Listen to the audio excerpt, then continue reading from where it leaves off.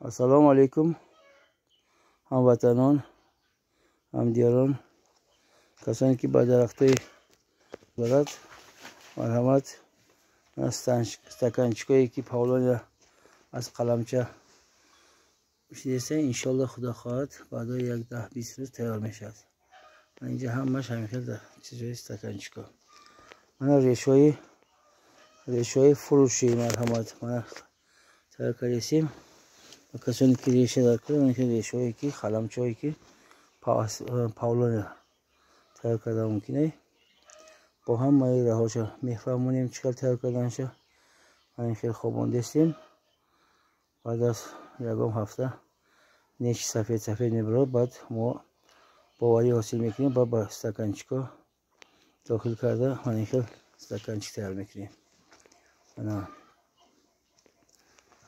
من درختای پاولونیا گلاشم نشانتیم. من درختای پاولونیا من گلای خوشرو داره.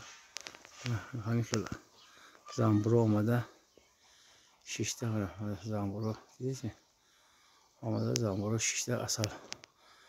همه کسانی که تخمای نوی M1 گیرد M1 تیز از یکم سال گل میکند انشالله اصل تازه میتید. اکو در کتابش میگه که از 1 هکتار از 800 تا 1 تن اصل میتید میگه. اکو ما باید ندیدیم لیکن در کتابش خوندگی ما. من خیلی مرحمت قلمچه در کره درختای پاولونیا در کره مرحمت مراجعه کردن تو ممکنه. خب من اینجا درختای پاولونیا زمین خالی کردیم از در این زمین آورده اینجا گرونده آمدیم. خب تایخوب کردیم زمین را با کشتی بهاری تیار کردیم. کسانی که درختای پاولونیا گرفتاری باشه من درختای پاولونیا هم هستم. همه این درازش ببینید از خونه هم بلندن. دیدید من این درختای پاولونیا که 5 ماه از خانه 2 متر هم بلند شده داشت. من اینجا درختای پاولونیا من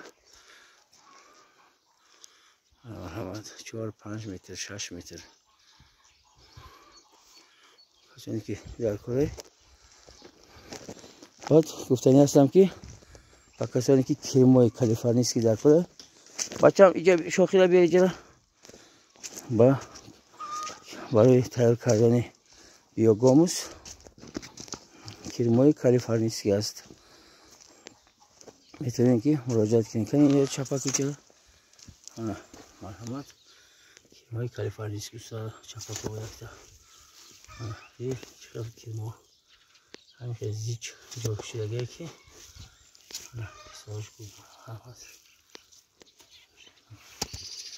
خورد تیار میکنیم. کسی که ذوق شوق دارد با تیار کردن بیوگاموس من این کالیفرنیسی من این بیار یک رو تیار شدگه خدا خواهد اینا را کرموش جدا کرده میگیریم و بیوگاموس را استفاده بریم. مرحمت با استاد حکای اسکندر رزاقوف سردار انگور و باغ مراجعت کردن تو ممکن.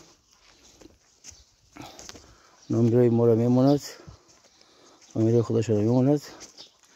کسانی که خریداری کردنی باشد با نرخ دسترس مراجعت کنید. رحمت باقی سربلند باشین.